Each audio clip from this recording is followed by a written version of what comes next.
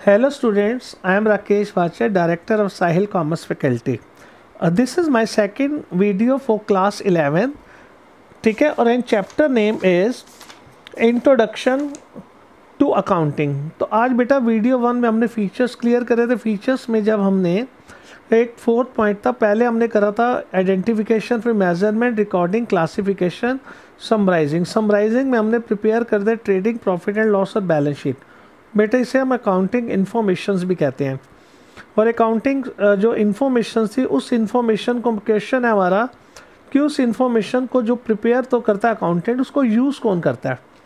तो देखो बेटा, लेफ्ट हैंड साइड के ऊपर एक क्वेश्चन लिखा है यूजर्स ऑफ अकाउंटिंग। क्वेश्चन इस तरह से आएगा, what are the users of accounting information, या लिखोगा parties interested of accounting information. मतलब जो अकाउंटिंग इन्फॉर्मेशन है उसको कौन कौन यूज़ करता है। तो ए में देखो सबसे पहले लिखा ओनर। बेटा ओनर कौन होता है? जो बिज़नेस में अमाउंट इन्वेस्ट करता है, जो बिज़नेस स्टार्ट करता है उसे ओनर कहता है। ओनर जो स्टार्टिंग में पैसा इन्वेस्ट करता है उसको कैपिटल कहते हैं।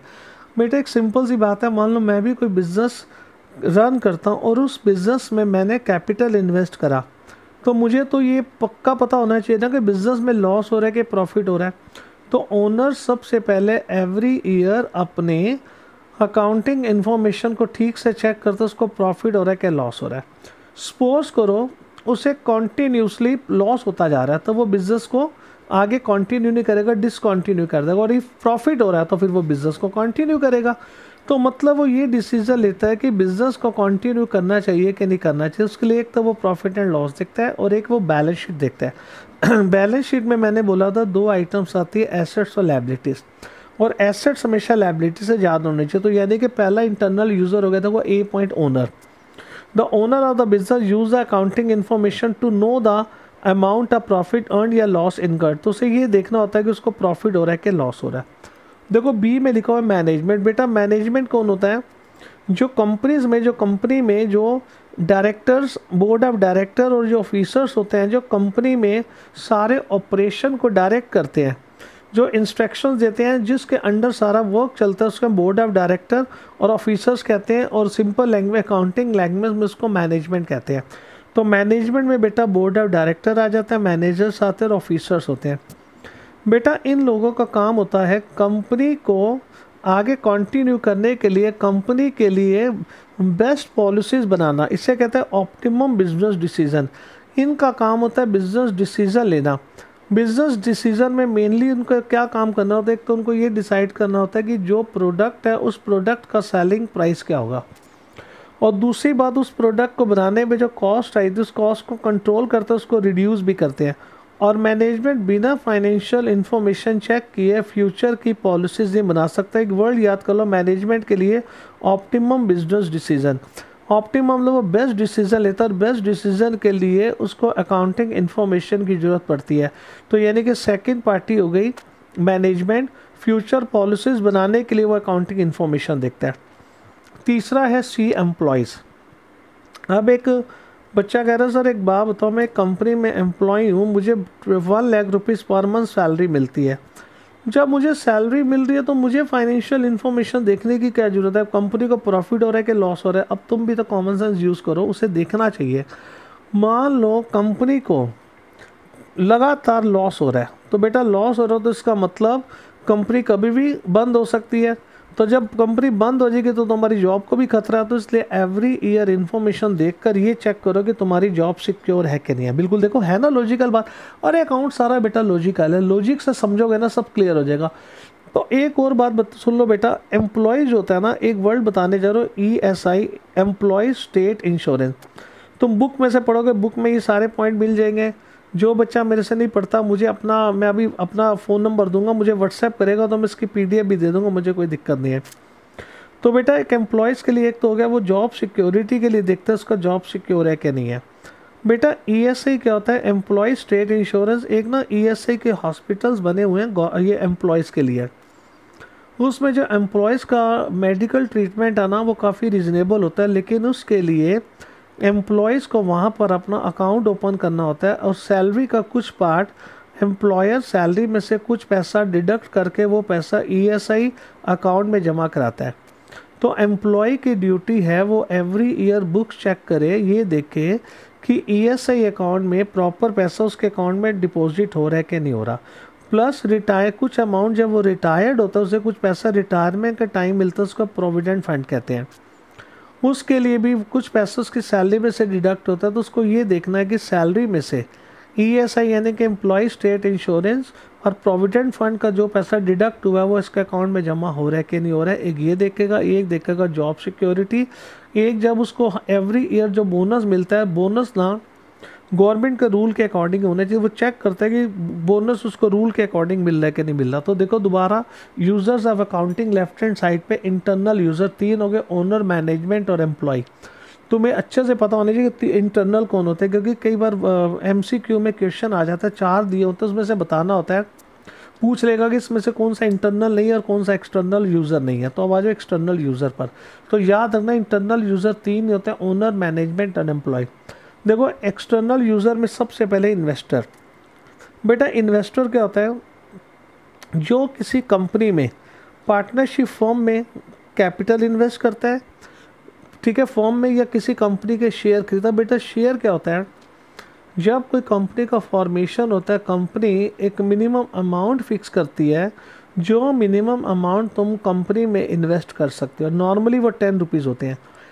तो किसी भी कंपनी में मान लो तुम मिनिमम 10 रुपीज़ इन्वेस्ट कर सकते हो, तो 10 रुपीज़ इज़ अ 1 शेयर। मान लो तुमने कंपनी में 1000 रुपीज़ इन्वेस्ट किए, तो इसका मतलब तुमने कंपनी के 100 शेयर खरीदे। तो यानी कि या तो तुम पार्टनरशिप फॉर्म में पार्टनर बनोगे यानी कि कैपिटल इन्वेस्ट करोगे, या कंपनी के शेयर खरीदोगे, या किसी को पैसा एडवांस में दोगे। तो ये हो गया इन्वेस्टर। ठीक है, इन्वेस्टर क्या करता है बेटा, या पार्टनरशिप फॉर्म में पार्टनर बनता है और उसके वे कैपिटल इन्वेस्ट करता है, या कंपनी के शेयर परचेज करता है, ठीक है, या किसी को एडवांस मनी देता है। तो बेटा तुम एवं थोड़ी किसी को ये पैसा उठा के दे दोगे। मान लो तुम्हारा एक पड़ोसी है जिसकी फाइनेंशियल पोजीशन बड़ी ख़राब है, वो तुमसे पैसा उधार मांगेगा, मेरे यहाँ इन्वेस्ट करो, कभी नहीं करोगे। तो इसलिए इन्वेस्टर को इन्वेस्ट करने से पहले कंपनी के फाइनेंशियल रिकॉर्ड्स चेक करने चाहिए। उस फाइनेंशियल रिकॉर्ड्स में उसे ये डिसाइड करना चाहिए उसका इन्वेस्टमेंट सिक्योर है कि नहीं है। तो मतलब इन्वेस्टमेंट इन्वॉल्व रिस्क, इन्वेस्टमेंट में रिस्क होता है। Therefore prior to become a partner in a firm, firm में पार्टनर बनने से पहले, या buy the share of the company, company का शेयर खरीदने से पहले, या एडवांस मनी देने से पहले। They always want to assure, उन्हें एश्योर होना चाहिए how save the rewarding their proposed investment, जो इन्वेस्टमेंट है वो सिक्योर है कि नहीं है। दिस इज़ अ सर्टेन, वो कहाँ से पता लगेगी, going through the accounting information, उसको वो अकाउंटिंग इन्फॉर्मेशन से पता लगेगा। तो बी है बेटा क्रेडिटर। बेटा क्रेडिटर होता है बेटा 2 तरह की परचेज होती है, कैश परचेज और एक क्रेडिट परचेज। क्रेडिट परचेज का मतलब होता है गुड्स को उधार खरीदना। जब हम किसी से माल उधार खरीदना चाहेंगे, ये देखो एक बात बताओ, किसी को हम कहते हैं कि हमें इतना माल उधार दे दो, वो ऐसी थोड़ी हमें उधार दे देगा। इवन एक तुम्हारे जो एरियाज़ में जो शॉप भी होगी ना, सिंपल शॉप में भी तुम जब कोई गुड्स खरीदोगे तो एक लिमिट के बाद वो तुम्हें माल कभी नहीं देगा। तो मतलब क्रेडिट परचेज में जब हम किसी से उधार माल खरीदने चाहते हैं, वो भी हमारी फाइनेंशियल पोजीशन यानी कि फाइनेंशियल इन्फॉर्मेशन चेक करेगा, ये देखने के लिए क्रेडिट वर्थनेस कि हमारी क्रेडिट वर्थनेस है कि नहीं, हम मतलब उसका पैसा वापस कर पाएंगे कि नहीं कर पाएंगे। और दूसरा वो ये चेक करता है फाइनेंशियल स्टेटमेंट से कि क्रेडिट लिमिट वो किस लिमिट तक हमें उधार दे। तो मतलब क्रेडिटर मतलब जिससे हम उधार माल खरीदते हैं, तो वो इन्फॉर्मेशन से क्या देखेगा, एक तो क्रेडिट वर्थनेस और एक लिमिट। तो creditor those who supply goods and services on credit, जो क्रेडिट पर माल उधार देता है कॉल्ड एज क्रेडिटर, से क्रेडिटर कहते हैं। Before granting the credit, credit देने से पहले creditor would like to be satisfied about the credit worthiness, वो क्रेडिट वर्थनेस को देखेगा। Of the business the financial statement greatly help, financial statement help करता है किसमें, help them to ascertain the financial capacity और क्रेडिट लिमिट। तो financial capacity पता लगती है जिससे क्रेडिट लिमिट पता लगती है। तो बी हो गया बेटा क्रेडिटर। सी होता है बेटा मनी लेंडर। मनी लेंडर का मतलब है बैंक्स और फाइनेंशियल इंस्टीट्यूशन। बेटा जब भी हम बिजनेस को एक्सपैंड करते हैं तो हमें फंड्स रिक्वायर्ड होते हैं, बिना फंड्स रिक्वायरमेंट के कभी भी बिजनेस को एक्सपैंड नहीं कर सकते। तो एक्सपेंशन के लिए हम बैंक्स वगैरह के हेल्प लेने जाते हैं, उधार पैसा लेते हैं। जो बेटा गुड्स उधार देता है उसको क्रेडिटर कहते हैं, और जो कैश उधार देता है उसको मनी लेंडर्स कहते हैं। तो बैंक भी जब हमें पैसा उधार देगा तो सबसे पहले वो सेटिस्फाइड होगा कि उसका पैसा सिक्योर है कि नहीं है, और बैंक ये भी सिक्योरिटी देगा कि उसको इंटरेस्ट टाइम पे मिलेगा कि नहीं मिलेगा, तो जिसके लिए उसके फाइनेंशियल स्टेटमेंट चेक करेगा कि क्रेडिट पैसा उधार देना चाहिए कि नहीं देना चाहिए। For modernisation, expansion and development purpose general the business required the fund, business को फंड रिक्वायर्ड है which are provided by bank, जो बैंक्स प्रोवाइड करते हैं, and financial institution these bank and institution lend the money only after the satisfied themselves about the repayment capacity. तो जब तक वो अपने आप को ये सेटिस्फाइड नहीं कर लेते कि उसकी री कैपेसिटी कहती है, तो तब तक वो पैसा उधार नहीं देंगे। और ये उसमें उसकी कैपेसिटी, फर्म की कैपेसिटी कहाँ से पता लगेगी? उसके फाइनेंशियल स्टेटमेंट से। बेटा डी में लिखा हुआ है गवर्नमेंट। गवर्नमेंट का काम होता है हमसे टैक्स इम्पोज करना। तुम सबको पता है टैक्स की स्लैब्स होती है, जिसकी जितनी ज़्यादा इनकम होगी टैक्स उतना ज़्यादा इम्पोज होगा। तो मतलब बिना फाइनेंशियल इन्फॉर्मेशन देखे बैंक कभी, गवर्नमेंट कभी डिसाइड नहीं कर सकते कि सामने वाले पे कितना टैक्स इम्पोज करना है। तो यानी कि गवर्नमेंट जो है वो इसलिए फाइनेंशियल इन्फॉर्मेशन देखती है, ठीक है। The statement help the tax authority ascertain the tax liability, वो टैक्स लायबिलिटी को असरटेन करता है कि कितना उस पर टैक्स लगना चाहिए।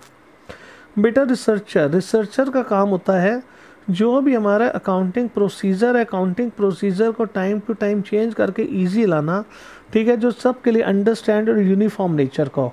तो रिसर्चर का यही काम होता है कि सिर्फ अकाउंटिंग इन्फॉर्मेशन के बेस पर अकाउंटिंग प्रोसीजर को इजी करना।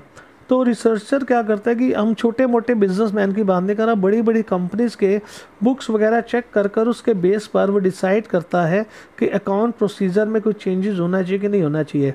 तो रिसर्चर में है कि financial statements also use by people undertake research in area like accounting theory, business affair and practices.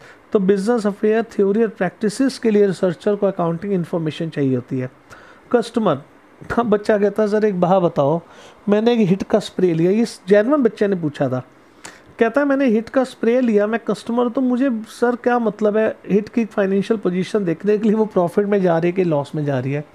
Question ठीक है, और तुम्हें भी उसकी बात ठीक लग रही है, लेकिन बेटा जब हम कोई छोटा मोटा प्रोडक्ट खरीदता है, जैसे हमने गुड डे का बिस्किट खरीदा, ठीक है, हमने हिट खरीदा, या हमने मान लो कोई डीओ खरीदा, या हमने बुक सेलर से बुक्स ली, तो हमें उसके फाइनेंशियल स्टेटमेंट से सच में कोई मतलब नहीं। कस्टमर्स को एक ही केस में फाइनेंशियल स्टेटमेंट्स की ज़रूरत पड़ती है जब वो कोई हैवी इन्वेस्टमेंट करते हैं, जैसे कोई टीवी, कार या फ्रिज खरीदते हैं। एक बात बताओ, यदि तुम कोई बहुत बड़ी गाड़ी खरीदना चाहते हो, तुमने डिसाइड किया मर्सिडीज़ लेनी है या BMW लेनी है, तो उस केस में तुम्हें इस कंपनी की फाइनेंशियल पोजीशन देखनी चाहिए। यदि कंपनी की फाइनेंशियल पोजीशन ख़राब है तो कभी भी उसका इतना महंगा प्रोडक्ट मत खरीदो, क्योंकि फ्यूचर में तुम्हें कोई सर्विसेज नहीं दे पाएगा। तो मतलब customer interested in accounting information about the continue and enterprises due to their future services, तो वो इसीलिए देखता है कि उसको फ्यूचर सर्विस मिलेगी कि नहीं मिलेगी। तो उसी केस में कस्टमर देखता है जब उसकी कोई हैवी इन्वेस्टमेंट हो। तो बेटा पहले हो गए internal user, owner. In short बता रहा हूँ, ओनर इसलिए फाइनेंशियल स्टेटमेंट देखता है कि ये चेक करने के लिए कि उस जहाँ उसने पैसा, कैपिटल, उस बिज़नेस को आगे कंटिन्यू करे या ना करे। मैनेजमेंट में बेटा, मैनेजमेंट में बोर्ड ऑफ डायरेक्टर आ जाते हैं, ऑफिसर्स आ जाते हैं, ठीक है, और मैनेजर आ जाते हैं। तो उनका काम होता है फ्यूचर के लिए पॉलिसीज़ बनाना, ऑप्टिमम बिजनेस डिसीजन। तो बिजनेस डिसीजन लेने के लिए वो फाइनेंशियल पोजीशन के फाइनेंशियल स्टेटमेंट के बेस पर ही डिसीजन लेते हैं। एम्प्लॉय के लिए एम्प्लॉय ये देखते हैं कि ESI, एम्प्लॉय स्टेट इंश्योरेंस, ठीक है, प्रोविडेंट फंड, उसके अकाउंट में रेगुलर जो सैलरी से डिडक्ट हुआ वो रेगुलर डिपॉजिट हो रहा है कि नहीं हो रहा। और वो ये देखता है कि बोनस जो उसको मिलता है वो रूल के अकॉर्डिंग मिल रहा है कि नहीं मिल रहा। तीसरा वो देखता है उसकी जॉब सिक्योर है कि नहीं है। मेरे हिसाब से तुम 70% तो तुम्हें इसी में समझ आ जाएगा, सिर्फ एक रीडिंग ही माननी होगी तुम्हें। एक्सटर्नल यूज़र में पहले इन्वेस्टर्स हो गया, जो कंपनी में पैसा इन्वेस्ट करता है, यानी कि पार्टनरशिप फॉर्म में इन्वेस्ट करेगा, वो कैपिटल की फॉर्म में शेयर खरीदेगा कंपनी में और ये एडवांस देगा। तो उसको ये देखना होगा तो उसका पैसा सिक्योर है या नहीं, और उसको कहाँ से पता लगेगा? फाइनेंशियल स्टेटमेंट से। क्रेडिटर्स होते हैं जिनसे हम उधार माल खरीदते हैं, तो वो हमारी फाइनेंशियल स्टेटमेंट दो चीज़ों के लिए देखेगा, हमारी क्रेडिट वर्थनेस के लिए, और एक ये देखेगा क्रेडिट लिमिट कितनी लिमिट तक उधार दें। मनी लेंडर्स होते हैं बैंक्स वगैरह जो हमें मनी बोरो, जिससे हम मनी बोरो करते हैं, वो भी अपना सिक्योरिटी के लिए देखते हैं, तो उसका ये देखते हैं उसका फंड सिक्योर है या नहीं है, और ये देखते हैं उसको इंटरेस्ट रेगुलर मिलेगा नहीं मिलेगा। एक बात बताओ, कोई मनी लेंडर के पास जाता है कि मुझे पैसा चाहिए, कोई वो ऐसा प्रोडक्ट बनाना चाहता है जो मार्केट में ऑलरेडी हिट है, तो आराम से लोन मिल जाएगा। मान लो वो कहता है मुझे स्पेक्यूलेशन के लिए चाहिए, शेयर मार्केट में मैं शेयर खरीदना चाहता हूँ, तो कभी भी उसको लोन नहीं मिलेगा, क्योंकि बैंक को भी पता है वो पैसा सिक्योर नहीं है। गवर्नमेंट फाइनेंशियल पोजीशन फाइनेंशियल इसलिए चेक करता है इंफॉर्मेशन टैक्स इम्पोज करने के लिए, और रिसर्चर ठीक है अकाउंटिंग थ्योरी और पॉलिसीज बनाने, लेकिन कस्टमर इसलिए देखता है जब उसकी हैवी इन्वेस्टमेंट हो। अगला क्वेश्चन है बेटा, distinguish between book keeping versus accounting, right hand side पे है ये। देखो बेटा, कल हमने जब फीचर्स करे थे, फीचर्स में पहला आइडेंटिफिकेशन था, दूसरा मेजरमेंट था, फिर रिकॉर्डिंग था, फिर क्लासिफिकेशन। कान खोल कर सुन लो, आइडेंटिफिकेशन, मेजरमेंट, रिकॉर्डिंग और क्लासिफिकेशन, इस तक के जो प्रोसेस है ना उसको हम बुक कीपिंग कहते हैं। उसके बाद का मतलब टोटल सारे फीचर मिला दो तो अकाउंटिंग होता है। तो मतलब बुक कीपिंग भी अकाउंटिंग का ही एक पार्ट है। तो मैं फिर बता रहा हूँ, आइडेंटिफिकेशन, मेजरमेंट, रिकॉर्डिंग और क्लासिफिकेशन, यहाँ तक का जो वर्क होता है उसे हम बुक कीपिंग कहते हैं, और जो आगे के समराइजिंग, एनालिसिस और कम्युनिकेटिंग होता है वो बेटा वो अकाउंटिंग होता है। तो इन दोनों के डिफरेंस में ठीक है, ऐसे सामने देखो, ऐसे टेबल बना लेना, पहले पे लिख देना बेसिस, दूसरे में बुक कीपिंग, तीसरे में अकाउंटिंग। तो देखो पहला बेस मैंने लिखा है ऑब्जेक्टिव, ठीक है। बुक कीपिंग का सिर्फ मेन ऑब्जेक्ट होता है फाइनेंशियल ट्रांजैक्शंस को रिकॉर्ड करना। मैंने शॉर्ट में रिकॉर्ड लिख दिया, तो इसका मतलब सिर्फ रिकॉर्ड करना। The main objective of book keeping is to be record the financial transaction, financial transactions को रिकॉर्ड करना बुक कीपिंग होता है। लेकिन बेटा अकाउंटिंग में तुम्हें पता है नेट रिजल्ट निकाले जाते हैं, प्रॉफिट है कि लॉस है, और एनालाइज किया जाता है, और चीज़ों को इजी बनाने के लिए इंटरप्रिटेशन किया जाता है। तो main objective of accounting is ascertain net result, analyse और इंटरप्रेट। तो इसमें ये चीज़ें चेक करते हो, उसमें सिर्फ ट्रांजेक्शन्स को रिकॉर्ड करते हो, उसमें फाइनल रिजल्ट निकालते हैं। बी में लिखा है परफॉर्म्ड।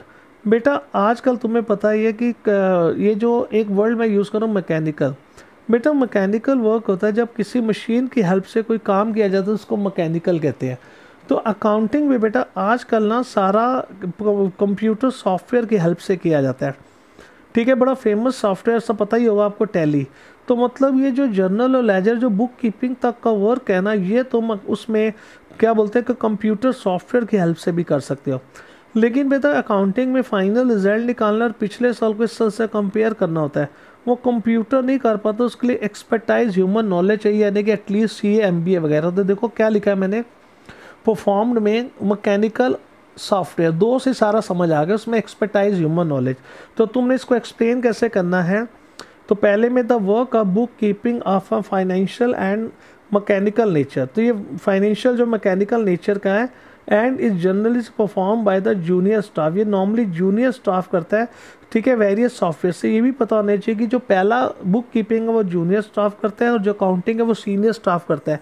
क्योंकि बेटा फिलिंग द ब्लैंक्स और MCQ में कोई पता नहीं कौन सी चीज़ आ जाए, तो इसलिए पता होना चाहिए। और अकाउंटिंग में मैंने कहा था क्या होगा, expertise human knowledge. The work of accounting required expertise human knowledge, at least CA हो गया, ठीक है, MBA वगैरह हो गया, और ये सीनियर स्टाफ करता है। देखो तीसरे में स्कोप, बुक कीपिंग का स्कोप बहुत लिमिटेड है, बिल्कुल लिमिटेड है, क्योंकि उसमें सिर्फ ट्रांजेक्शन्स को रिकॉर्ड करते हैं। लेकिन बेटा अकाउंटिंग का स्कोप बहुत वाइड है, क्योंकि पहले उसको रिकॉर्ड करना, फिर उसके रिजल्ट्स निकालना, फिर उसको पिछले साल से कंपेयर करना, फिर फ्यूचर के लिए प्लान बनाना, तो ये सारा अकाउंटिंग वर्क है। तो एक का लिमिटेड, एक का वाइडल। डी में दिखा नेट रिजल्ट, जो तो पता ही है बुक कीपिंग में कभी भी नेट रिजल्ट नॉट नोन, इससे कभी भी नेट रिजल्ट नहीं पता लगते। ये नहीं पता लगता जर्नल और लेजर से कि हमें प्रॉफिट हो रहा है कि लॉस हो रहा है, लेकिन अकाउंटिंग से पूरा नेट रिजल्ट में निकलता है, क्योंकि ट्रेडिंग प्रॉफिट एंड लॉस है। देखो ई में मिलेगा एंड और स्टेज, जो तुम्हारी बुक कीपिंग है ना वो प्राइमरी स्टेज है, और जो तुम्हारी अकाउंटिंग है वो तुम्हारी सेकेंडरी स्टेज है। और दूसरी बात ये भी है कि जो तुम्हारा अकाउंटिंग है ना, ये जो तुम्हारी बुक कीपिंग है, बुक कीपिंग में लिखा है एंड, जब बेटा एंड भी लिखा है, तो जब बेटा बुक कीपिंग का एंड हो जाता है ना, बुक कीपिंग के एंड होने के बाद अकाउंटिंग स्टार्ट होता है। बेटा ये चीज़ याद रखना, बुक कीपिंग के एंड होने के बाद अकाउंटिंग स्टार्ट होता है, और जब अकाउंटिंग का एंड हो जाता है ना तब ऑडिटिंग स्टार्ट होती है। बच्चों ये ऑडिटिंग क्या होती है, बेटा ऑडिटिंग क्या होती है कि जब बुक्स हमारी कंप्लीट हो जाती है ना, बुक्स जब हम प्रिपेयर कर चुके होते हैं, उस केस में हर कंपनी को एक सीए अपॉइंट करना होता है जो कंपनी की बुक्स चेक करता है, और सीए को ही हम ऑडिटर कहते हैं। तो मतलब सीए जब बुक्स को अच्छे से चेक करता है कि वो प्रॉपर वे में है या नहीं, उसको ऑडिटिंग कहते हैं। तो क्या ध्यान रखना है, बुक कीपिंग प्राइमरी स्टेज है और अकाउंटिंग सेकेंडरी स्टेज है। ठीक है, बुक कीपिंग जो है, बुक कीपिंग के एंड होने के बाद अकाउंटिंग स्टार्ट होता है, और अकाउंटिंग के एंड होने के बाद ऑडिटिंग स्टार्ट होता है। उसके बाद बच्चों लास्ट में नेचर।